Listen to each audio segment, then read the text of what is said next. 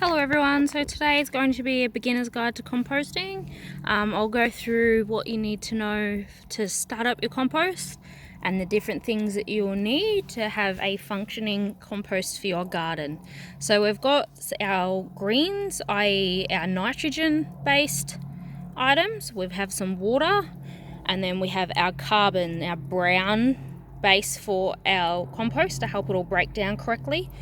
I'll show you two different ways today of how you can do it without much work, and you don't have to be on a farm or anything. I'm residential and I'll go through how to do it. So the first one can be just a standard compost bin on the ground with a lid, and you can turn it with your pitchfork, and a little bit more expensive option but easier in the long run is a tumble composter that has two sides. So this one has a side for maturing compost and then a side for fresh compost. I'll show you how to get started in all of that.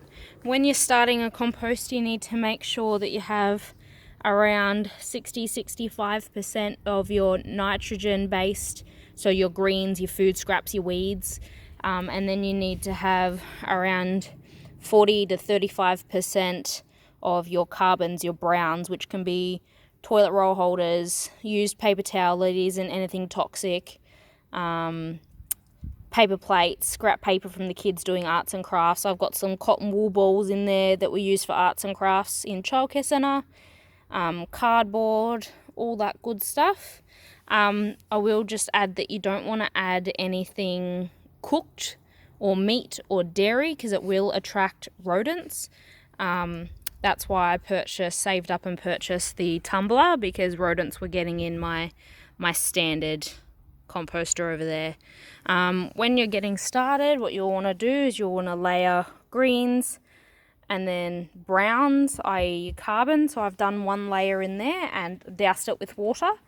And then you just put in more at a time, layer by layer of your greens. I have a little bit of used potting mix in it, which will add microorganisms into it to help break it down a bit more quicker, and it's really good for your compost. What's also really good is adding in some worm castings if you have any, or if you know anyone that does. So there's more of my carbons, which you can see I've got a lot of mixed medias. I've got cardboard, paper plates from craft, paper that the kids have just used and I didn't want to throw out. Little bit end of the toilet roll there that was still attached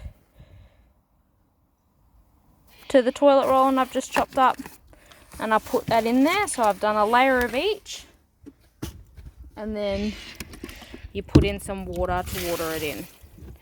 Now you just keep doing that until you've got all your composting materials in there.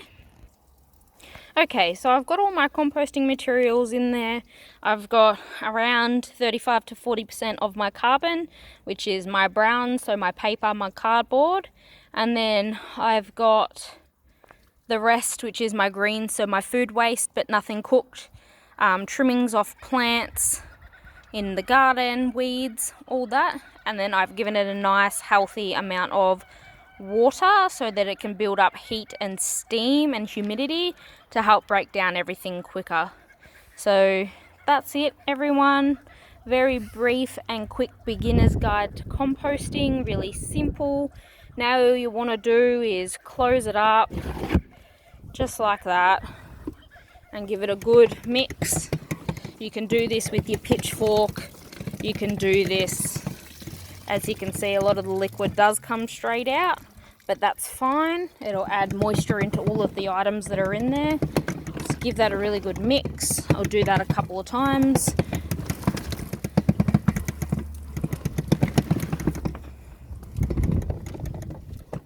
And then every time you add new compost, more carbon and nitrogen, you need to make sure you've got a really good mix of that. Mix it through, and in a few months you'll have compost ready to go. Thank you for watching. Bye.